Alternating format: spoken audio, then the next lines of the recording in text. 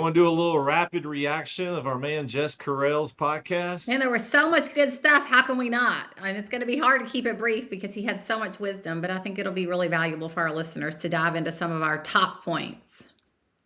Yeah, I think this is fun, right? So we'll kind of think the things that stand out in these episodes or what struck us. And yeah, I mean, like you said with Jess, I mean, we could do this for 2 hours with the gold that he had in that episode for us. But I mean, for starters, MK, I mean, like the thing that really jumped out to me, I mean, the profound impact that his parents had on his life cannot be understated. And that came out so true when we spoke with him. I think about like he watching his mother calibrate for the day in her word first thing in the morning, Mhm. right? Not without the I coffee. think, Don't forget, coffee's important. um, what do you say? Everybody needs Jesus and a job. Is that what his dad Oh, yeah. said? That everybody needs you in a job. Thought that was a pretty good line. But also like, Jess bought his first bank at 26 years old, and his dad gave him some business advice and said, "Don't worry about selling anything. Go out and make a bunch of friends. And I promise you'll probably end up doing some business with your friends." And I actually think that perspective changed the lens at which he looked at his business. Yeah, I mean, he said it, right? He said, it took the pressure off, and I just thought I'm gonna go out today and make some friends. It's powerful. His dad had And so so much good advice and wisdom, and it really sets the tone for it really shows you how important your parents are, and as a parent, how much you impact your kids. What were some other things that his parents said that really stood out to you? Oh, I mean, I gotta talk, so like I love, love, love. Like he was in the pool hall and his dad walked in the pool hall and grabbed him by the ear, and he's like, "Son, is there anybody in here you want to be like?" And he was like, "No, sir." And he's like, "Well, I suggest you get out of here and go do something." Just see it. He described it so vividly. Oh, just Vision. got the ear right here. Look across this room, son. But I do think he talks about his long-term business partner talking about how the quality of your friends matter and that relationships compound. But I think for his dad, this was one of the most powerful for me. And I think any parent has to listen to this story. But we started asking Jess, like, okay, so you bought a bank at 26. You tried to bribe the water company when you were in college at Asbury. You were flying to New York to go buy diamonds from Harry Winston to come home. I was like, what made you want to take these risks and feel like you could? And like, did you feel fear? And he said, my dad thought I could do anything, and he believed I could do anything.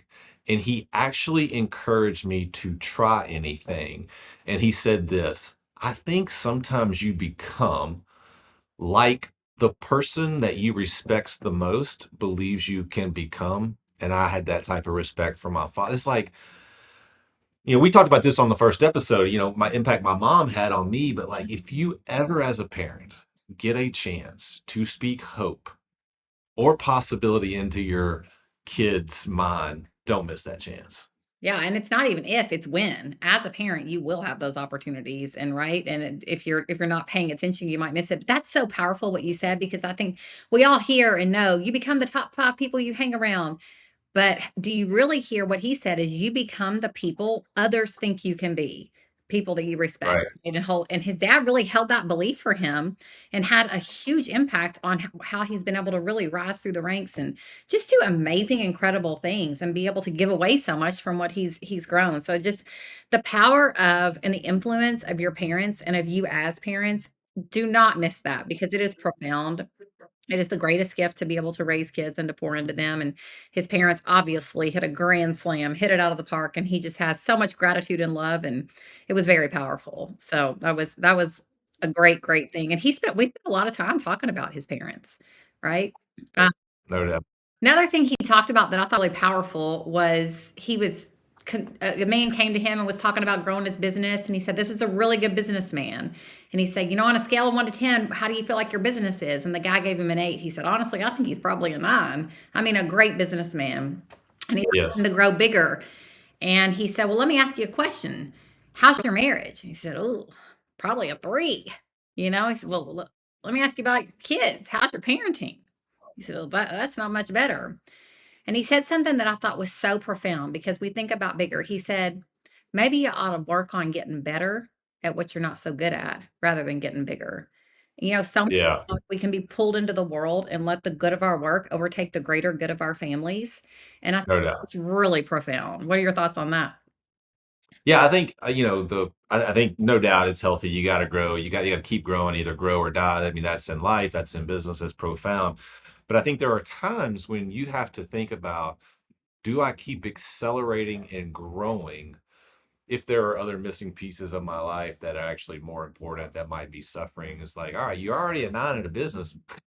Maybe let's think about those areas that you're a 2 and a 3 on before you try to go accelerate and maximize the business again. Yeah, So do that growth so profound. mindset from the business to a different area of your life where you're not doing. Use that energy, right, to go get this and this right.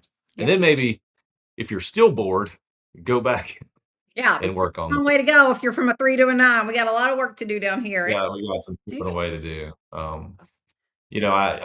But I do think that practice of actually where are you on a scale from 1 to 10 in these different areas of your life is a great exercise. I mean, even going into the new year, it's like, all right, my health, my spiritual life, my parenting, my business, my friend, where am I? And then kind of, okay, maybe I need to address those twos and threes. And maybe ask your wife or your husband, your spouse, maybe ask you might think you're doing better than you are. So that's a good conversation to have and make sure that Good conversation. you're So, feeling man, one thing that really stood out to me, I mean, we've talked about this, the power of mentorship. I think Mhm. the quickest way in life is to expedite success, or where you want to go find the people that are the type of human beings that you respect, or people that are getting the type of results, and try to figure out what they've done and be like that. And so there's a guy named Howard Dayton that he has called every Saturday at 7:30, he and his wife Angela together at 7:30 in the morning for 20 years. And so, I do think when you get busy, time is your most valuable currency. And the fact that he has chosen to give Howard Dayton an hour of his time on Saturday, I think is amazing. But what blew me away was he's like, we will ask Howard Dayton anytime that my wife and I are going to spend more than $10,000, either personally or an investment, what he thinks. And it's like, all right, so let me get this straight. Here's a man that has built $1 billion bank. He has the wealth to go do anything that he wants to do, but he is humble enough to also realize and wise enough that there needs to be guardrails. And he has the humility to ask this man, would this be a good way to steward our money? I was blown away by that. Yeah, I think you're right. And just wisdom, right? Like we all none of us think we'll get off course, but that's some real wisdom to put those, like as you say, guardrails in place for yourself because give an inch and you'll take a mile, and before you know it, you never meant to get off track. But it's like the plane that leaves New York 1 degree off and ends up instead of in LA, they end up in the ocean, right? So I No doubt. think that's really, like you said, wisdom and humility, and it's modeling humility and just mentorship is I think the guy's about 15, Howard Dayton's about 15 years older than him, and it's incredible. I think it's really modeling humility and modeling, just guardrails for yourself because no one ever thinks Yeah. you get off track. Yeah. Another thing I thought that was really powerful is he talked about reckless giving. He said, "What's really Yes. successful is to give recklessly, to be reckless, to be giving recklessly, right?" And something that was really powerful that he said that his dad taught him was that greed and generosity cannot coexist. And the antidote Right. to greed in your heart is to give recklessly and not just give away something that doesn't matter to you, but give away something that's really important to you. And that Yes. also works on becoming detached from things of this world. Thought that was really Yeah. powerful. Well, he's honestly taken his dad's advice for reckless giving. I love that word reckless because you don't hear that word associated with giving a lot. But he has actually put that into practice into his business and the way he runs his life. So the River Foundation gives away a massive amount of money every year.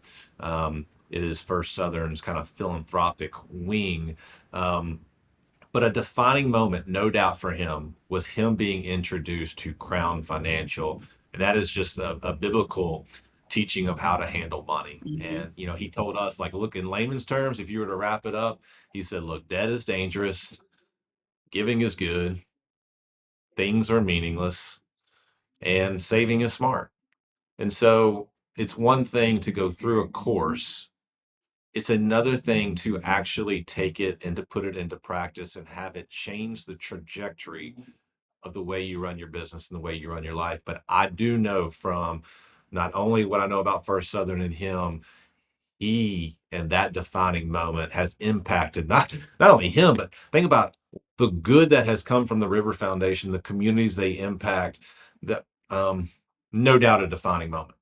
Absolutely, and to your point, knowing and doing are 2 totally different things. We can know that it's good, giving is fun and saving is smart, but knowing and doing things, and he puts it into practice, and it's really powerful. Hey, how about his flip phone, by the way? Yeah, yeah, this man still has a flip phone, can't get his emails, can't put in his I love grocery order, not that he's doing the grocery shopping, but that was wild to me, and that he just answers his emails in the morning and lives by this rhythm of life that is so different than how most of us are living today, and that distraction-free zone that he can get in because he's put a guardrail in place for himself to not be pulled into everything of this world.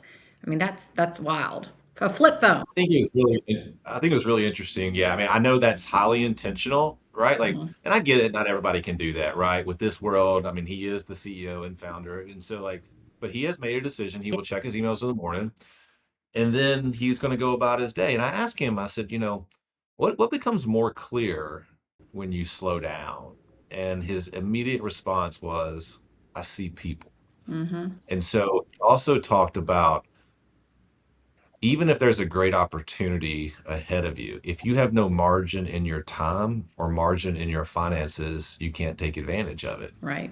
So I think he's a guy that also says it takes one to know one. There was a point in his life where he was physically in the room, but mentally somewhere else because work was pulling it here. Mhm. So he's really intentional about flipping that. I think the no pun intended, the flip phone has been part of that. Absolutely. I mean, he had so much wisdom. We could talk all day, but I like to kind of wrap this up and Let's do it. Let's hit some funny one-liners and let's call it a wrap. yeah, he had some great one-liners. I'll start with money is like manure. If it stacks up, it gets stinky, and if you spread it out, it gives us a lot of good. So good. It's so good. Yeah. Great one. So I like, hey, at First Southern, we teach our folks to lend money like you're lending it out of your mama's 401k, but only if you like your mama. Oh, it's so good. Yeah. I'll go back to one of, just the point he made to my point earlier was don't strive on working bigger, strive for Mm, working better. yeah. Yeah. Yeah. No doubt. I also love the fact that he's like, look, he calls his wife Ange. He's like, Ange married me for better or worse, but not for lunch. That was a good So one. That was so funny. That was when you that asked was him what gets you out of bed like, every day. He said, "What?" the bank isn't for sale, but I also know like I've got this rhythm, but I also enjoy my work. And honestly, MK, like I've changed my mind on retirement. I think there was a time in my life where I thought, yeah, you get to this point, you got an X amount, and you retire, and it's like if you're enjoying what you're doing, it's really healthy to keep your mind in it, to keep your hands moving. I mean, Jess talked about how healthy he thought it was to continue to take risk even as you get older. Um, And then, but anyway, I like that line for better or worse, but not for lunch. well, and to his point, everybody, he said, my daddy said everybody needs Jesus and a job. To that point, is you need purpose, right? I love when he said, he's just talking about the culture that he's built at First Southern, and he said nobody's too important and nobody's unimportant, and that's so different than Yes. how most cultures run. But I think that's pretty powerful.